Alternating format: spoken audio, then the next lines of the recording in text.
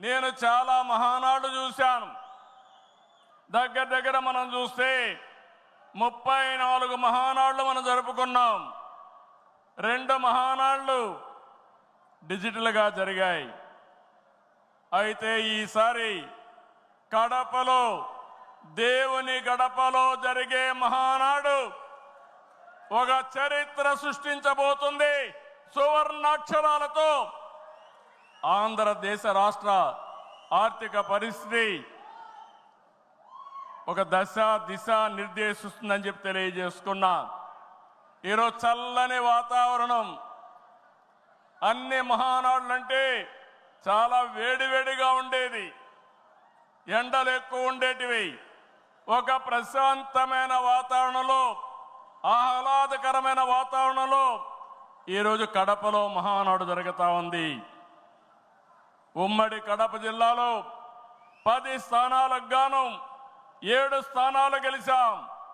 మన సత్తా చాటాం.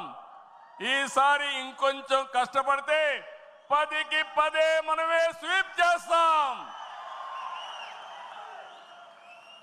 రాయలసీమ ప్రజలు అద్భుత చైతన్యంతో ఈసారి ఇచ్చిన తీర్పును గౌరవిస్తూ వారికి ధన్యవాదాలు తెలపడానికి కడపలో మహానాడు పెట్టాలని నిర్ణయించాం.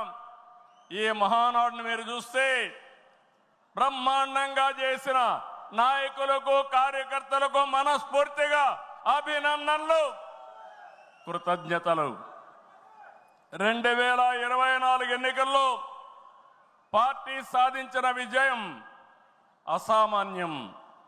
93% స్ట్రైక్ రేట్, 57% పైన ఓటు షేర్తో కొత్త చరిత్రను సృష్టించాం. ఇది ముమ్మాటికి కారణం పసుపు సైనికులే. ఇక్కడుండే మీ నాయకత్వమే కారణమని మీ అందరికీ విజ్ఞప్తి చేస్తున్నాం.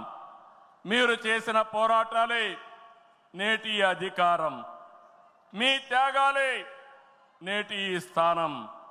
ఇది కాకుండా సమయానుకూలం మనం ఎప్పటికప్పుడు స్ట్రాటజీ కూడా ఆలోచించినప్పుడు జనసేన, బీజేపీ పొత్తు పెట్టుకుని ఎన్డీఏ ఏర్పాటు చేసుకున్నాం. దానివల్ల కూడా ఈరోజు ఈ మహా విజయానికి దోహదం చేశాయని చెప్పి విజ్ఞప్తి చేస్తున్నాం. ఏమీ ఆశించకుండా దశాబ్దాలుగా ప్రతి గ్రామంలో జెండా మోస్తున్న కార్యకర్తల వలనే మనం ఇక్కడున్నాం.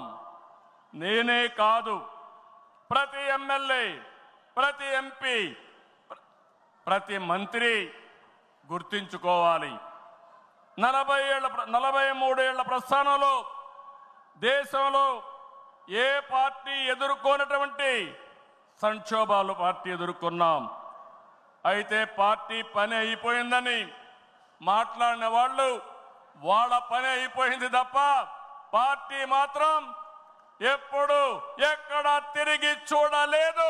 తెలుగుదేశం జెండా రెపరెపలాడుతూనే ఉంటుంది.